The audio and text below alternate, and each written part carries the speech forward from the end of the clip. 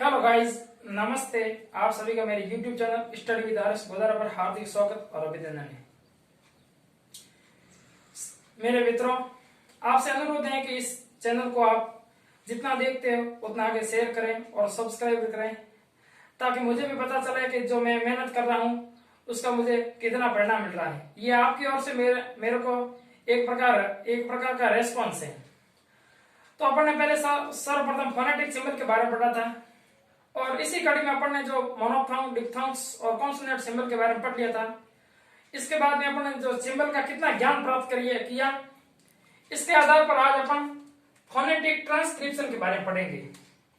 कुछ important rules होते हैं, कुछ फैक्ट होते हैं, कौन सा शब्द साइलेंट होता है, कौन सा शब्द इंग्लिश में नहीं बोला जाता है, और किन प्रकार के सिंबल का ध्यान रखा जाता है। तो इसी प्रकार का अपन सर्वप्रथम एक रूल्स लेते हैं यहाँ पर इंग्लिश में।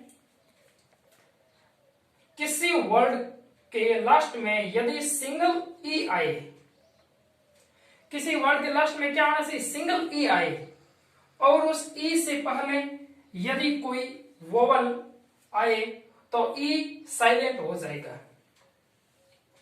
यहां पर यह रूल्स ये कहना चाहता है कि किसी भी वर्ड के लास्ट में ई आए, सिंगल ई आए, डबल ई ना आए, ना वाई आए, सिंगल ई आए, और उस ई से पहले एक कॉन्सोनेंट को छोड़कर एक फिर वोवल्स आए, तो उस लास्ट वाला ई साइलेंट हो जाता है, उसको प्रोनाउंसिएशन नहीं किया जाता है। तो आपको यहाँ पर ये ध्यान रखना है कि किसी भी वर्ड के लास्ट में ई आए, ये ई आए, इससे पहले माना कि यहाँ पर कोई कॉन्सोनेंट और यहाँ पर कोई वोवल्स है, तो ये लास्ट वाला ई हमेशा साइलेंट हो जाता है इस वोवल्स की वजह से। ये आपको यहाँ पर ध्यान रखना है। तो इस रूल्स को समझाने के लिए मैंने आपके सामने कुछ इंपॉर्टेंट एग्जांपल्स आपके सामने प्रस्तुत किए हैं, और इन एग्जांपल्स का ही अपन फोनेटिक ट्रांसक्रिप्शन पढ़ेंगे, ताकि उनको इंग्लिश में प्योर रूप से किस प्रकार उनका प्रोनाउंसिएशन किया जाता है। यहां पर सर्वप्रथम देखते हैं अपन पीपल। पीपल, यहां पर आपको इंग्लिश में ये एक प्रकार से ध्यान रखना है कि किसी भी शब्द को अपन जब उसको प्रोनाउंसिएशन करते हैं तब उसको इंग्लिश में सिलेबल के आधार पर बोलना है। यहाँ पर इंग्लिश में सिलेबल के रूप में देखें तो यहाँ पर ये पीपल, पीपल, यहाँ पर दो सिलेबल बनते हैं इंग्लिश में। यहाँ पर इसको लिखते हैं पीपल।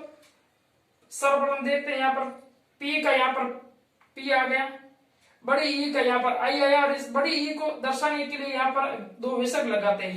ये अपने मोनोफथोंग्स के बारे में पढ़ा था। ये एक प्रकार का शुद्ध स्वर है, ई को आई और इसके बाद दो विसर्ग की तरफ दर्शा जाता है। यहाँ पर प है ना, ये पूर्ण रूप से व्यंजन है, इसलिए यहाँ पर ये प लिखा और ल के लिए द लिखा, पीपल। तो यहाँ पर ये इसका फोनेटिक ट्रांसक्रिप्शन रहा। तो यहाँ पर आपको देखने वाली बात ये थी कि इस शब्द के अंत में ई लिखा हुआ था पीपल के, और उससे पहले आप देखोगे तो यहाँ पर ये ओ आया हुआ था। इसी वजह से यहाँ पर यह ई साइलेंट हो गया। अगला उदाहरण देखते हैं, पैलेस। Palace, PALACE, palace. तो इस शब्द के अंत में यहाँ पर ये ई दिया हुआ है, और ई से पहले सी कॉन्सोनेंट और इससे पहले यहाँ पर ई ये वोवल्स हैं। तो यहाँ पर इसको पैलेस लिखते हैं, प का पी लिखा, यहाँ पर ये आई की मात्रा है। आई यहाँ पर एक मोनोफथोंग से, और तो यहाँ पर इसको इस प्रकार दर्शाया जाता है। ल का एल लिखा, और यहाँ पर इसके साथ में अ है, तो ये रैपिड अ है, तो इसके लिए ये इस प्रकार का चिन्ह दर्शाए, और स का एस लिखा, पैलेस। सनैक, अपन बोलते हैं इसको सनेक, नहीं, यहाँ पर ये सनैक, यहाँ पर ये ई शब्द के अंत में है, तो ये साइलेंट हो गए। अब इसी को दर्शाने के लिए यहाँ पर ये उदाहरण दिए गए हैं। तो स का ये हलंत है, तो एस लिखा, न का एन लिखा, ई के लिए एक यहाँ पर ई की मात्रा आई, और ई के लिए आई लिखा, और का के लिए के लिखा है। इसको कहते हैं फोनेटिक ट्रांसक्रिप्शन, सनेक।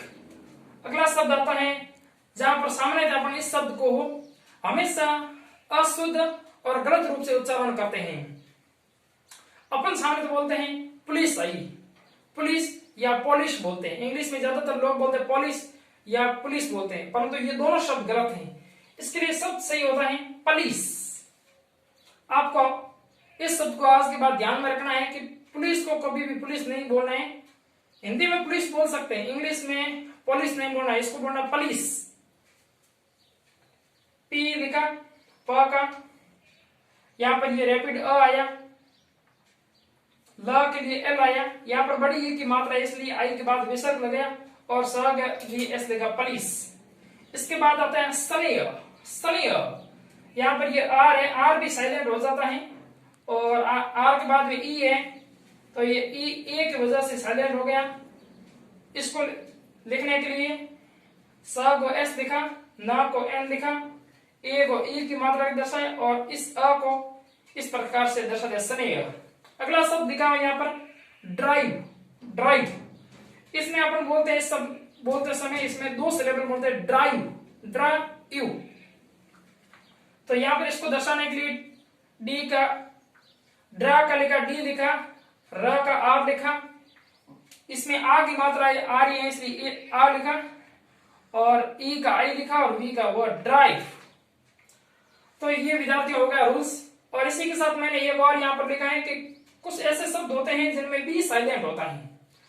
सामान्यतः ज्यादातर आर ही साइलेंट होता है, परंतु इसी के साथ साथ में कुछ शब्दों में बी भी साइलेंट होता है। जैसे यहाँ पर लिखा हुआ है DEBT, इसको बोलते हैं डेट, तो इसका फोनेटिक ट्रांसक्रिप्शन होगा DET, डेट। और यहाँ पर अगला शब्द लिखा DOUBT, डाउट, डाउट, तो इसका फोनेटिक ट्रांसक्रिप्शन होगा DAUT, डाउट। डी का डी लिखा, आ की मात्रा आ रही है इसलिए ए लिखा और यहाँ पर ये बड़ा ऊ है इसलिए इसको यू के द्वारा दर्शाया गया और टी के लिए ट लिखा, डाउट।